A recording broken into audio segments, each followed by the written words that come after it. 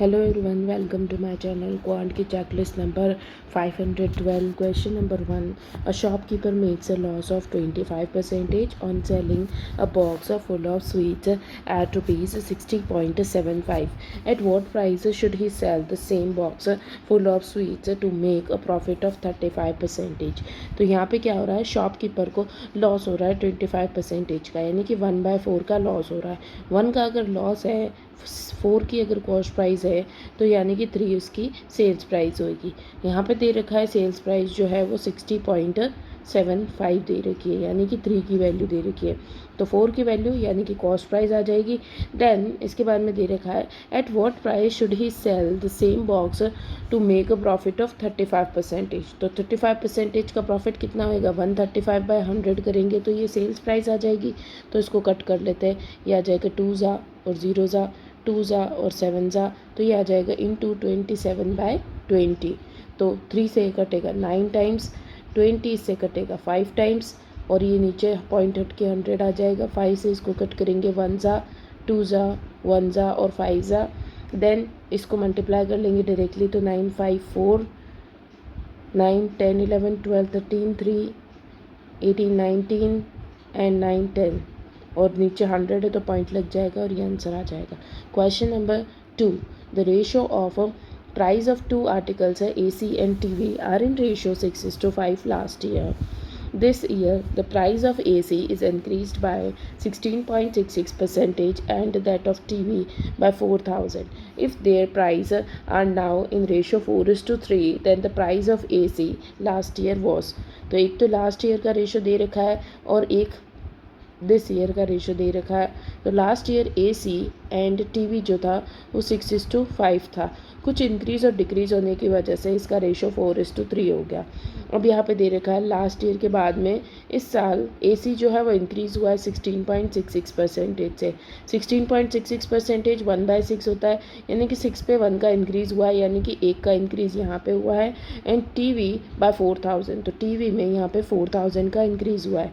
तो इसको सॉल्व कर लेंगे, ये कितना हो गया, ये हो गया 7, तो x मान लेंगे 7x बाय 5x प्लस 4,000, तो 5x प्लस 4,000 इक्वल्स टू 4/3। तो इधर क्रॉस मल्टीप्लाई हो जाएगा, ये आ जाएगा 21x equals to 20x plus 16,000। तो 20x इधर चला जाएगा तो x की वैल्यू आ जाएगी 16,000। अब अपन से पूछा क्या है, पूछा है AC की प्राइस लास्ट ईयर। तो AC की प्राइस लास्ट ईयर कितनी थी, 6 थी, तो 6 × 16 करेंगे तो 96,000 आंसर आ जाएगा। Question number 3. 7 boys are arranged according to their age and their average age is 45. Average age of 4 youngest boys is 40 while the age of 4 oldest boys is 50. Then what is the age of 4th oldest boy? तो 7 का average जो दे रखा है वो 45 दे रखा है। तो total sum कितना हो जाएगा, तो ये हो जाएगा 28 29 30 31 315 इनका सम हो जाएगा। इन 7 में से जो 4 यंगेस्ट है उनका एवरेज 40 दे रखा है, तो इनका सम हो जाएगा 160, और 4 ओल्डेस्ट दे रखे हैं उनका सम एवरेज दे रखा है 50, तो ये हो जाएगा 200 इनका सम। टोटल सम कितना आ रहा है, 360 आ रहा है। यहाँ पे टोटल सम आ रहा है 315। डिफरेंस कितना आ रहा है, 45 का डिफरेंस आ रहा है, तो 45 ही उस बच्चे की एज है। Question number 4. The entry ticket of a cinema hall was increased in the ratio 6:7, due to which the number of audience decreased in the ratio 5:4. What is the final Delhi collection if the collection before hike was 13,500? सबसे पहले ticket की जो price थी, ticket की price है वो 6 से 7 हो चुकी है। देन यहाँ पे डिक्रीज़ हुआ है 5:4 का, और ये डिक्रीज़ हुआ है ऑडियंस के अंदर। तो फाइनल जो कलेक्शन होगा वो 30 से 28 हो गया, तो यहाँ पे डिक्रीज़ हुआ है। तो इसने बोला है what is the final daily collection if the collection before hike. तो बिफोर हाइक यानी कि 30 की वैल्यू दे रखी है 13,500, 13,500 डिवाइडेड बाय 30, और पूछी किसकी है, इन्होंने फाइनल कलेक्शन पूछा है जो कि 28 है।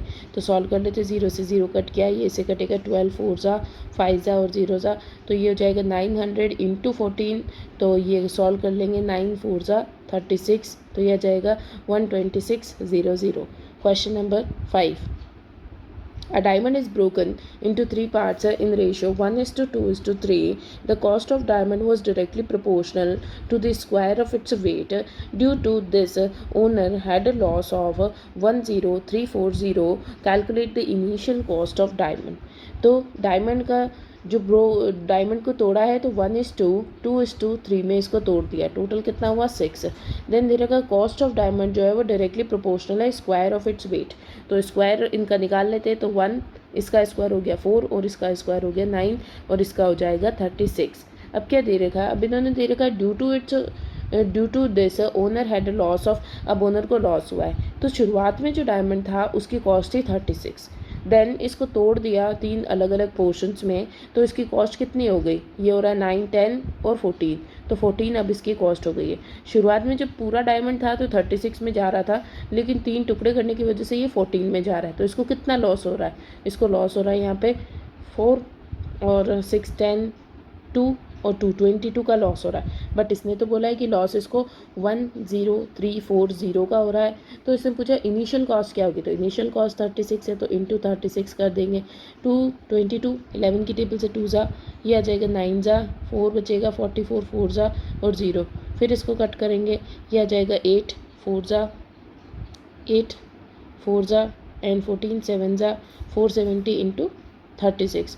अब इसको मल्टीप्लाई कर लेंगे 470 इंटू 36, तो 0 को साइड में कर देते हैं, पहले 0, 1, 2, 12, 13, 14, देन 6 से करेंगे, 6 7 जा 42, 6 4 जा 24, 28, 9, 4 5 6 1 0, 16920 आंसर है।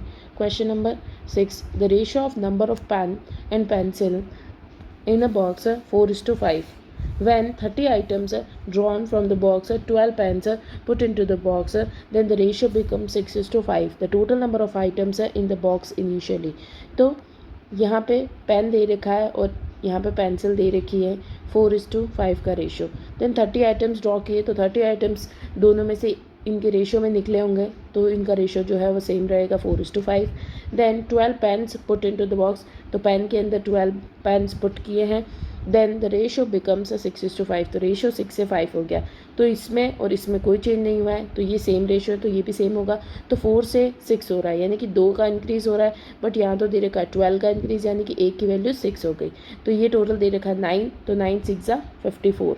अब 30 निकाला गया था तब 54 आया था, तो 54 में 30 ऐड कर लेंगे, तो 5 6 7 8 84 टोटल दे रखा है इनिशियली। तो total number of items in the box initially, तो 84 आंसर है। Question number 7, a shopkeeper bot 10 articles for 440 rupees, sold 14 articles for 880 rupees. He want to gain an overall profit of 6600. Then how many articles should he sell? तो शुरुआत में 10 articles थे जो कि 440, ये इसकी कॉस्ट प्राइस दे रखी है। देन सेल्स प्राइस दे रखी है 14 आर्टिकल्स की जो कि 880 है।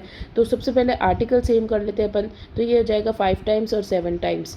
तो ये इसको 7 से मल्टीप्लाई करेंगे और इसको 5 से मल्टीप्लाई करेंगे तो सेम आर्टिकल्स हो जाएंगे। तो ये हो जाएगा 70 आर्टिकल्स, कितने के हो जाएंगे, 7 से इसको मल्टीप्लाई किया तो इसको भी 7 से मल्टीप्लाई करेंगे, तो ये 8, 2 28, 29 30, तो 30 ये फर्स्ट में कॉस्ट प्राइस आ गई आर्टिकल्स की।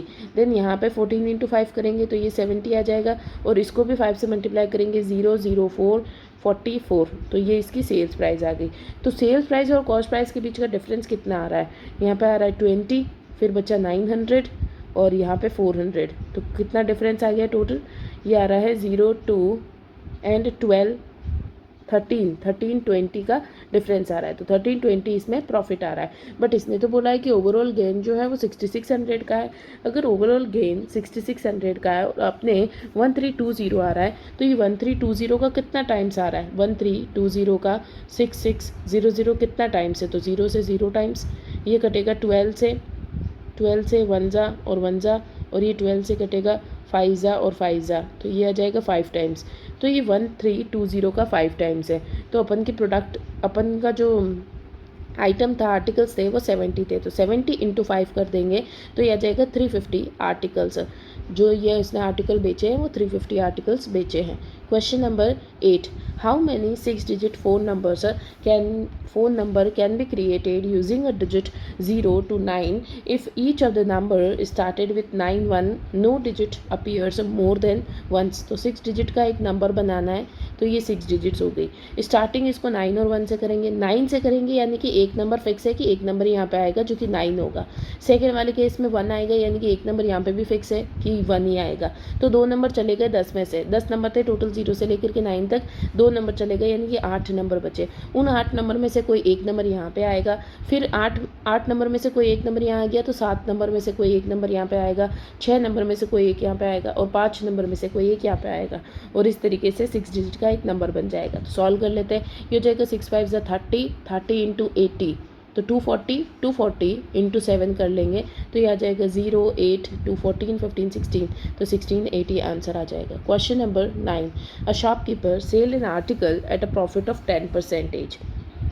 If he had bought it at 20% less and sold it for 18 more, he would have gained 40%. Find the cost of article. तो इसने क्या किया है, shopkeeper sell an article at a profit of 10%। अगर 100 का कोई आइटम था तो उसको 110 पे बेचा है 10 का प्रॉफिट करके।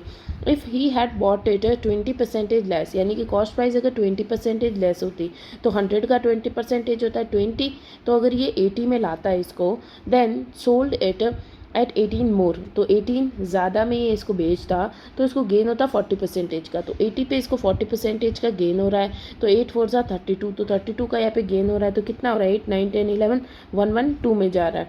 Find the cost price of an article, तो 100 की वैल्यू बतानी है। तो यहाँ पे कितना हो रहा है, ये 110 से 112 हो रहा है, यानी कि 2 का इंक्रीज़ हो रहा है, बट यहाँ पे तो 18 का इंक्रीज़ हो रहा है। तो एक की वैल्यू क्या आ गई 9, तो 9 की 100 की वैल्यू क्या आएगी 900, तो ए आंसर आ जाएगा। Question number 10. A dishonest fruit seller sells the article at a cost price but cheats to the extent of 25% while buying as well as selling by using the false weight. Find the profit percentage. तो dishonest seller के या तो वो bye करते वक्त cheating करता है या फिर वो सेल करते वक्त चीटिंग करता है। दोनों ही केसेस में बाय पे और सेल पे दोनों दे रखा है इसमें। तो 1/4 होता है 25% का रेशो। तो स्टार्ट करते अपन ऐसे, सबसे पहले क्या हुआ कि ये लेने के लिए गया 4 जो है 4 लेने के लिए गया, बट 4 की जगह पे ये लेके आया है एक ज़्यादा। जब वो बाय करेगा तो चीटिंग कर रहा है, तो 4 लेने गया लेकिन लेके आया है 5। देन इसके बाद में क्या हुआ, जब कस्टमर सेल करते समय कस्टमर लेने के लिए आया 4, तो इसने इसको 4 नहीं दिया बल्कि इसको 3 दिया। तो इसका रेशो निकाल लेंगे, 4 से कट गया 4, 3 से 5 हो गया। तो इसको कितना फ़ायदा हो रहा है, 2 का फ़ायदा हो रहा है 3 के ऊपर, तो 100 के ऊपर इसको कितना फ़ायदा होएगा 2/3 क्या होता है 66.66% का प्रॉफिट हो रहा है। Question number 11. In a school, there was a sufficient food for 350 students for a month of April. After 26 days, 210 students left the school. For how many days did rest of the food last for rest of the students? 350 students हैं, इनका खाना जो था वो 30 दिनों के लिए था, ठीक है। और अब 26 स्टूडेंट्स चले गए, तो 26 स्टूडेंट ने जितना खाना खाया होगा तो अब कितना बचा होगा, तो 350 और इनमें 4 बचा है तो 4 से मल्टीप्लाई कर लेंगे। तो ये आ जाएगा 2 ज़ा करेंगे 0 0 12 13 14, तो 1400 जो फूड है वो बचा हुआ है। Then how many days did the rest of food last for rest of students, तो 26 बच्चे चले गए थे, 350 स्टूडेंट्स थे, 210 स्टूडेंट्स चले गए, तो बच्चे कितने स्टूडेंट्स 0 4 और 1, 140 स्टूडेंट्स बचे। 140 स्टूडेंट जो है वो 1400 फूड को खाएंगे तो उनको 10 दिन लगेंगे, तो 10 दिन का खाना बचा हुआ है। Question number 12. Anuj borrowed a sum of 4950 for 3 years. What will be the cost? What will be the compound interest if he would have to pay if the rate of interest for the first year is 11.11% per annum, second year 9.09% and third year 10.10%. तो ले लेते हैं कि इसकी starting में कितनी थी 4950 इसने सम बोरो किया था। Then compound interest first year का 11.11%, यानी कि 1/9, 9 से 10 हो गया। देन सेकेंड ईयर 9.99%, 99.99% 1/11 होता है तो 11 से 12 हो गया।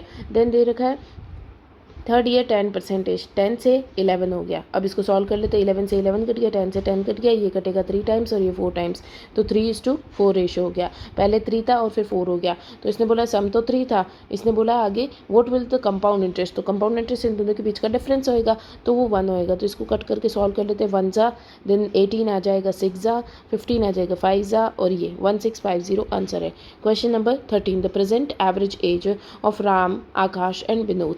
तो राम, आकाश और विनोद तीनों के प्रेजेंट एवरेज दे रखा है 36, एवरेज 36 दे रखा है, तो सम कितना हो जाएगा, ये हो जाएगा 90 एंड 18 108। देन दे रखा 20 ईयर्स फ्रॉम नाउ, तो 20 सालों बाद में age of Ram is equals to the sum of present ages of Akash and Vinod. अगर ए और बी इनकी आज की सम है तो 20 साल बाद में राम जो होगा वो ए प्लस बी हो जाएगा। तो आज की डेट में कितना हो जाएगा, ए प्लस बी माइनस 20 हो जाएगा। तो कितना आ रहा है, तो इसको सॉल्व कर लेंगे, 2a plus 2b equals to 108 plus 20, तो ये हो जाएगा 128, a प्लस b और 2 जो है वो नीचे चला जाएगा, तो ये हो जाएगा 2 से 64 टाइम्स। तो a प्लस बी की वैल्यू 64 है। अगर a प्लस बी की वैल्यू 64 दे रखी है, पूछी क्या प्रेजेंट एज ऑफ राम, तो अगर 64 इसकी वैल्यू है, टोटल मिलाकर के 108 है, तो इनका डिफरेंस निकाल लेंगे, तो ये डिफरेंस आ जाएगा 4 एंड 444 इसकी एज आ जाएगी। Question number 14, a shopkeeper marks his goods at 40% more and offers a discount of 12.5%. He cheated to the extent of 25% while buying and 12.5% while selling by using a false weight. Find his overall profit percentage. तो इसको कैसे करेंगे, सबसे पहले इसने दे रखा है, अपन देखेंगे कॉस्ट प्राइस, सेल्स प्राइस और मार्केट प्राइस। तो ये प्रोसेस ऐसे जाएगा, सबसे पहले कॉस्ट से सेल जाएगा, फिर सेल से मार्केट प्राइस जाएगा, या फिर अपन ऐसे कर सकते हैं सिर्फ कॉस्ट और सेल्स प्राइस हो तो कॉस्ट से market price then sales price पे आ जाएगा। अब अपन को निकालना क्या है, शुरुआत में दे रखा है चीटिंग कर रहा है ये, तो कॉस्ट प्राइस और सेल्स प्राइस अपन को चाहिए होगी, तो cost price by sales price. सबसे पहले इसने क्या किया है, 40% ज़्यादा पे इसको मार्कअप किया है, तो 40% ज़्यादा पे किया है। 40% की वैल्यू क्या होती है, 4/10 यानी कि 2/5, तो 2 से ये 5 पे चला, मतलब कि 5 का हुआ, तो अगर 5 कॉस्ट प्राइस थी तो मार्केट प्राइस हो जाएगी 2 इंक्रीज होकर के 7, 5 से 7 इसकी मार्केट प्राइस है, तो 5 से 7 पे चले जाएंगे। देन अपन इसको कॉस्ट प्राइस मार्केट प्राइस से सेल्स प्राइस पे आएंगे, तो अब क्या दे रखा है, डिस्काउंट है 12.5% का, 12.5% 1/8 होता है, तो मार्केट प्राइस अगर 8 है तो 1 का डिस्काउंट दिया है तो 7 सेल्स प्राइस हो जाएगी। तो मार्केट प्राइस से सेल्स प्राइस पे आए तो सेल्स प्राइस तो ये वाली है, तो 7 यहाँ पे आ जाएगा और 8 यहाँ पे आ जाएगा, तो 8 और 7 हो गया। देन दे रखा है if he cheated at the extent of 25% while buying, तो 1/4 का चीटिंग करी है इसने, तो 4 की चीज़ लेने गया था लेकिन लेके आ गया 5 की चीज़। देन दे रखा है 12.5% वाइल सेलिंग, यानी कि 1/8 का एट सेलिंग, सेलिंग 8 की चीज़ देनी थी इसको, जब शॉप की सेल करते समय देनी 8 की थी, लेकिन इसने चीटिंग करी और दी 7 की। अब इसको सॉल्व कर लेते हैं, 7 से 7 कट जाएगा, 8 से 8 कट जाएगा, 5 से 5 कट जाएगा, तो 4:7 इसकी कॉस्ट प्राइस और सेल्स प्राइस आ गई। देन ओवरऑल प्रॉफिट पूछा है, तो ओवरऑल प्रॉफिट यहाँ पे कितना हो रहा है, 3 का प्रॉफिट हो रहा है, डिवाइडेड बाय 4 × 100, तो 3/4 क्या होता है, 75% का प्रॉफिट हो रहा है। Question number 15, after travelling 120 kilometres Anmol met with an accident and his speed becomes 3/5 of the actual speed and reached 24 minutes late.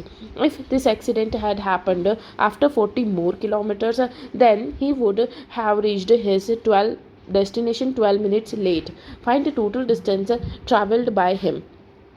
तो क्या दे रखा है, 120 किलोमीटर्स एक पर्सन चला, देन इसकी एक्सीडेंट हो जाता है और उसकी स्पीड धीरे हो जाती है और वो 24 मिनट्स लेट पहुंचता है।